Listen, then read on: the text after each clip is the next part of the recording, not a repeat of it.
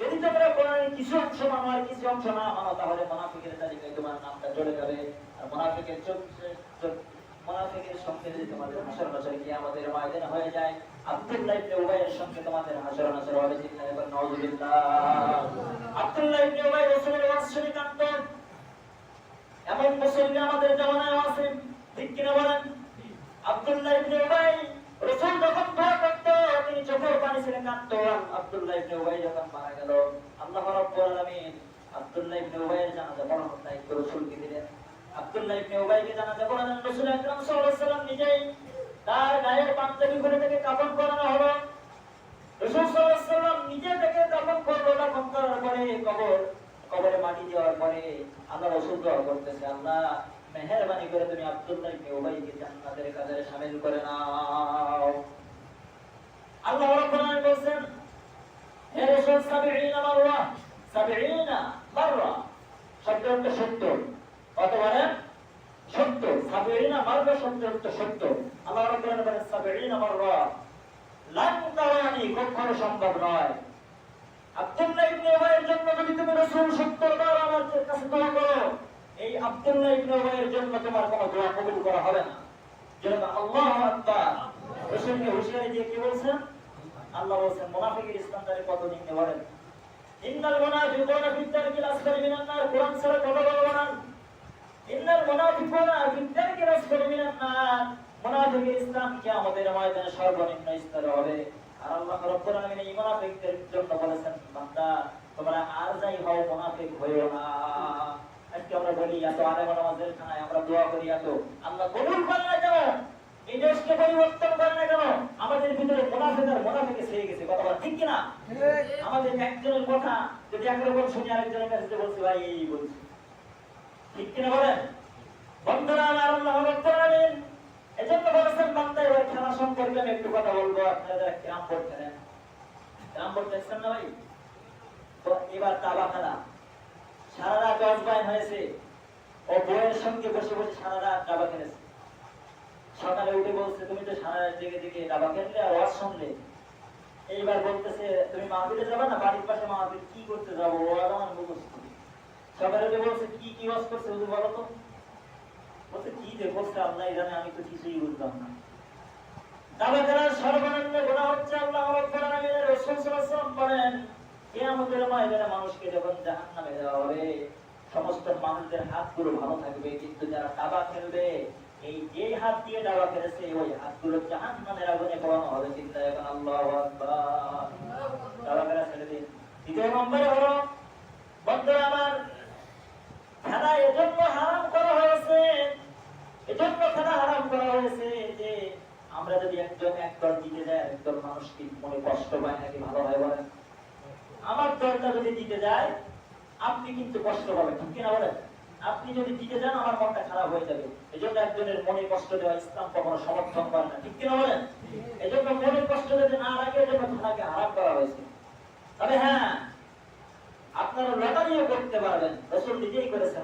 রাসূলের 11 জন স্ত্রী ছিল। কয়জন? যদি বলেন 11 জন স্ত্রী ছিল রাসূল সাল্লাল্লাহু আলাইহি ওয়াসাল্লাম। এই 11 জন স্ত্রী নিয়ে কি একদিনে ঘোরা সম্ভব? বলেন, একদিনে কি হানিমুন করা সম্ভব? হানিমুন করতে এখন কোথায় যাই? কক্সবাজার, ইন্ডিয়ার তাজমহল। শাহজাহান, বাচ্চা শাহজাহান আর মমতা প্রেম করছিল, ওখানে যে এবার অবৈধ বাচ্চা কাচ্চা জন্ম দেওয়া হয়। এসব জায়গায় আপনি যাবেন কেন? আপনি বিয়ে করেছেন প্রথম 2 রাকাত নামাজ পড়ে শুকরিয়া আদায়ার্থে, আপনার স্ত্রীর সঙ্গে আপনি রোমান্স করেন, তাতে আল্লাহ বরকত দান করবেন। চিন্তা করেন, সুবহানাল্লাহ। 2 রাকাত নফল নামাজ পড়ে আপনার কাজ শুরু করে দেন। রাসূল আকরাম সাল্লাল্লাহু আলাইহি ওয়াসাল্লাম 11 জন স্ত্রী ছিল, 11 জন স্ত্রীকে নিয়ে তো একদিনে ঘোরা সম্ভব না। এজন্য রাসূল বললেন, মা আয়েশা সিদ্দিকা রাদিয়াল্লাহু তাআলা আনহা এবং খাদিজা রাদিয়াল্লাহু তাআলা আনহা, তোমরা 2 জন শোনো, তোমাদের 2 জনকে একদিনে নিয়ে তো ঘোরা সম্ভব হবে না। উম্মে আইমান কোথায়? উম্মে আইমানকে ডাকলেন, বললেন, ও উম্মে আইমান, আমি যে একটা কাজ করি তোমরা কেউ খুশি হবে? বলতে হুজুর না না, আপনি যেই কাজটা করবেন আমরা সেই কাজে সমর্থন দেব। চিন্তা এখন সুবহানাল্লাহ। আল্লাহ রাসূল সাল্লাল্লাহু আলাইহি ওয়াসাল্লাম লটারির ব্যবস্থা করলেন। কিসের ব্যবস্থা? লটারি দেখেন না দুনিয়ায়, যে আমরা যে লটারি করে এটা কিন্তু হারাম।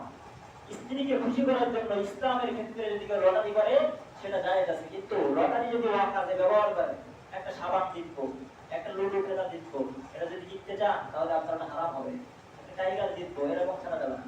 এটাকে বলা হয় ফরক। কি খেলা বলে? এই যে চাইলে যেটা দেয় চাকার মধ্যে, কি বলে এটা? হ্যাঁ, এটা খেলা যাবে না, এটা হারাম। যদি স্ত্রীকে খুশি করার জন্য, ইসলামকে খুশি করার জন্য যদি কোনো লটারি করা হয় সেটা জায়েজ আছে ইসলামের ক্ষেত্রে, এর বাইরে সব না জায়েজ। রাসূল সাল্লাল্লাহু আলাইহি ওয়াসাল্লাম লটারি করলেন, মা আয়েশা সিদ্দিকার নাম আসলো। আয়েশা সিদ্দিকাকে বললেন, ও আয়েশা, আজকে চলো আমরা দুইজন দৌড়াতে যাবো, রাতের আঁধারে দৌড়াতে গেলেন। আল্লাহ রাসূল সাল্লাল্লাহু আলাইহি ওয়াসাল্লাম প্রথম দিন মা আয়েশা সিদ্দিকা রাদিয়াল্লাহু তাআলা আনহাকে একদম হারিয়ে দিলেন। মহিলারা কি পুরুষের সঙ্গে দৌড়ায় পারে ভাই? বলেন পারে? পারে না। কিন্তু মা আয়েশার মনটা খারাপ হয়ে গেল। রাসূল আকরাম সাল্লাল্লাহু আলাইহি ওয়াসাল্লাম দ্বিতীয় রাত্রিতে একই ভাবে দৌড়ানো শুরু করে দিলেন।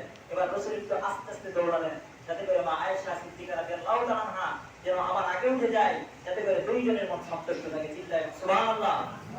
আপনি স্ত্রীর সঙ্গে আপনি রোমান্স করেন, বাপদের বউ খাগড়া ছাড়ি যাবেন কেন?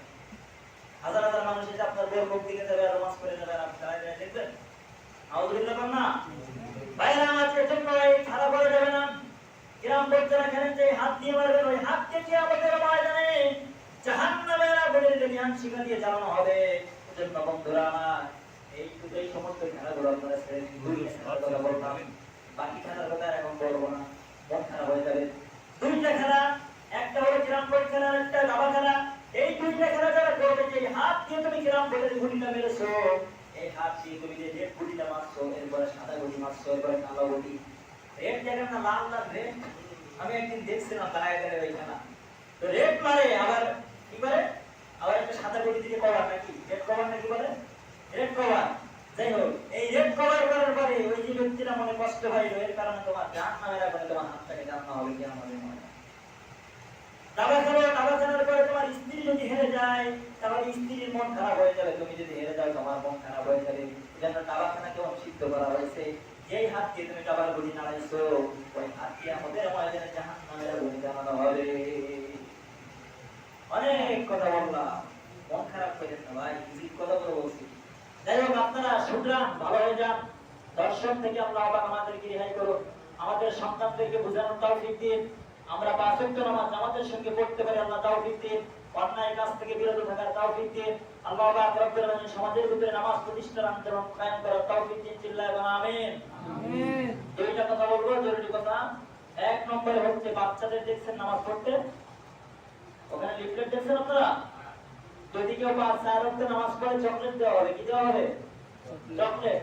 30 দিন একটা না ফজরের নামাজ পড়লে স্কুল ড্রেস দেওয়া হবে। কি দেওয়া হবে?